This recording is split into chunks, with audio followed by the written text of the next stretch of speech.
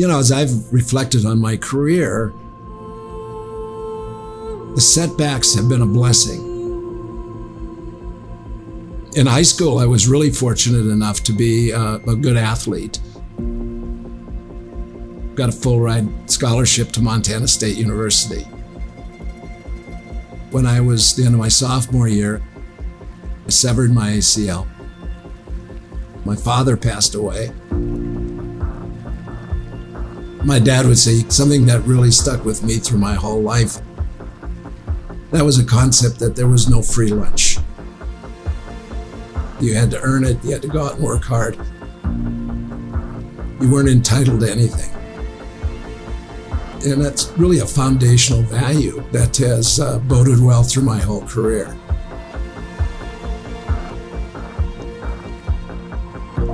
Well, it all started in Black Eagle, Montana, in an ethnic neighborhood of Croatians and Italians, all immigrants, and all shared one thing, and that was everybody was poor. You see a picture growing up, you can see there were hand-me-down pants, certainly, belonging to probably 2 generations before us, and what looks like suspenders are actually bootlaces. So there was great appreciation for where we came from.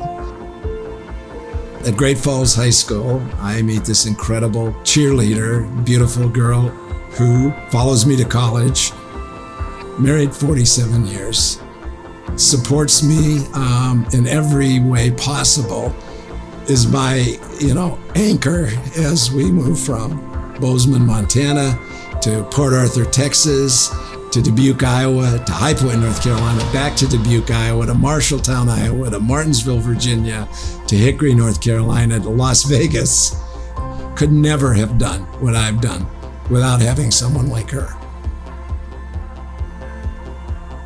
He's always been just such a wonderful spirit. He's so knowledgeable, yet he's got a wonderful, warm personality and has added so much to our community. Wherever you drive, wherever you fly in, what do you see? You see the World Market Center. And that just is representative of what a wonderful, wonderful power he's brought to our city.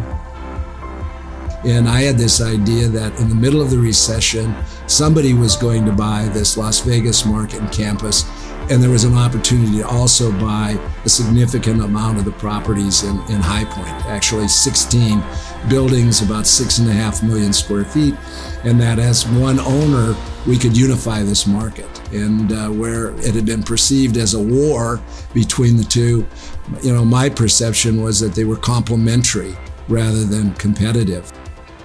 We don't all always see eye to eye. Very few people in business do. And he has always created an opportunity for that disagreement to actually become constructive and for it to be safe. He actually refers to it as the safe challenge culture. We frequently don't agree either, but something great always comes out of it.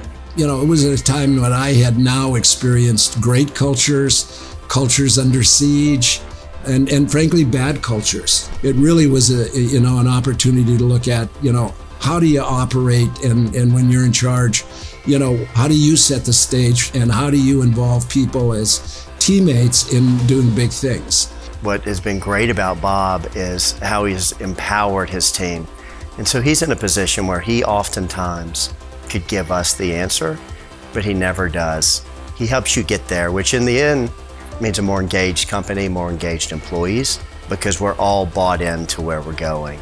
Bob has incredible passion, and it comes through. In my 5 years, I've never seen Bob do a presentation or a speech that he doesn't get choked up.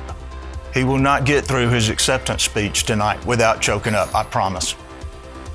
The passion to win, the passion to be the best, exceptional people are the core of that. I can't say I did it. I can't say we did it. And all of those years, that went in of ups and downs and what worked and what didn't work, finally late in my career turned out to be, incredibly beneficial. He really is a person who knows how to embrace people. He made me, as he always does to everybody, feel so important around him. And that's a personality trait that not very many people have. A lot of people don't know that we both go to the same barber. And I have to tell you, all kidding aside, Bob is an accomplished leader. In my opinion, Bob is born to be a leader. When he walks to a room, you can feel his presence. You know, you have to take time out of your life to build relationships, and he's great at doing that. When he's with someone, you feel like you're the only person he's talking to. And that's a really admirable trait. And I think for that reason, he's got a wealth of relationships that are very broad, but also very, very deep. One thing about the furniture industry is that you can make a difference. One person can make a difference. It's just a great place in that regard. Along the way, there were a lot of people that made a difference in my career. Friendships have been incredibly important, even with competitors. And it's just a special industry that way. And then to have those people honor you with something like this, it's really, really meaningful.